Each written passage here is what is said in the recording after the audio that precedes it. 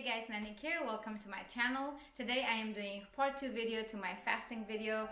Last time I uploaded a video about me fasting for 7 days. This one is about how to get out of the fast. Getting out of the fast and reintroducing food into your system, especially after a long-term fasting, is as important as the fasting itself. So you can absolutely lose all of that hard work of, let's say, not eating for 7 days just because you get out of it incorrectly. So this is extremely important. One rule of thumb is however many days you fast, you take that many days to get out of it. So equal amount of days it will take you to get out of the fast, slowly and gradually introducing liquids and nutrition and then chunks and then so on and so forth.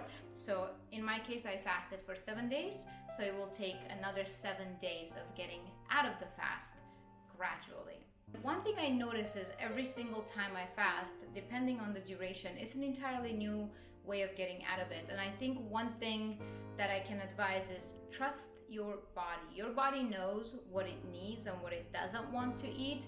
And this is the guide I'm going to put out there for you guys to follow, because in my experience, through trial and error, I'll be your guinea pig basically, I have decided that this is a good path to follow it's a safe and good path to make sure you don't lose your results. In my last video, I said I'm gonna get out of it with the butternut squash soup and a bone broth. When it came time to actually get out of it, that's not what my body wanted. I made the soup and I made the broth, but it was just, oof. I couldn't even imagine taking a sip, or it was just wrong. For 7 days, that was wrong. And I didn't end up doing that. So what I did instead, and it was amazing, is this. So day 1, when you're fasting, you're in ketosis. So this is a good opportunity to continue being in ketosis and burn fat, especially if you're doing it for fat burning purposes. So day 1, stick to nothing but cold pressed veggie juices. No fruits, nothing else, just cold pressed dark leafy greens, vegetables.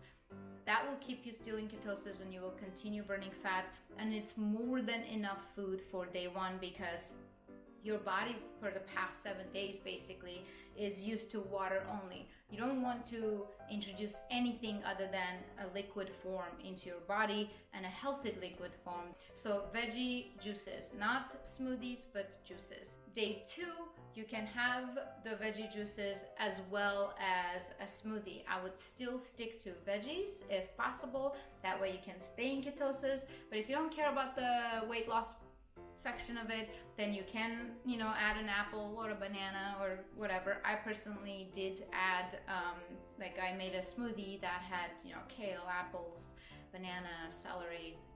So basically a mix of veggies and fruits. Still stay away, be mindful, do not just pack anything. Just because it's blended doesn't mean it's good for you at that point. Don't add almonds yet. Stay away from harsher things. So just stick to veggies and maybe some fruit.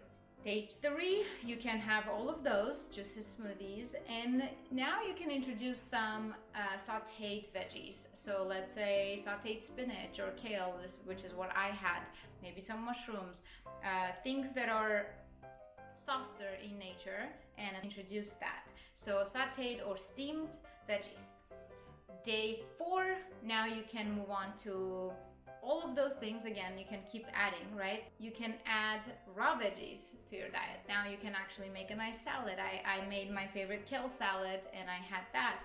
At this point, I was still keeping away from harsh things like seeds and anything that's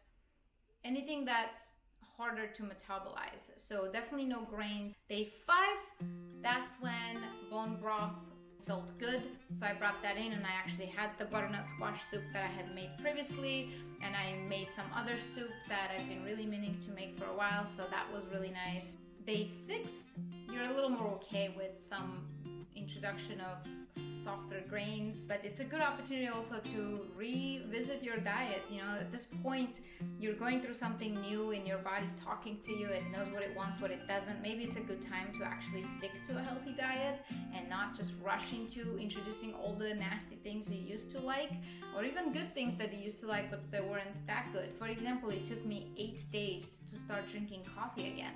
I'm a coffee fanatic. Just listen to your body, listen to those signs. Your body is really knowledgeable in what it wants to consume and how much of it. Day 7 is when I had some salmon and veggies, so just, you know, finally some soft proteins like salmon. And then of course day 8, basically dairy, just leave it after that window. So for 7 days I touched no dairy, no eggs. I think that was a really healthy way of getting out of the fasting.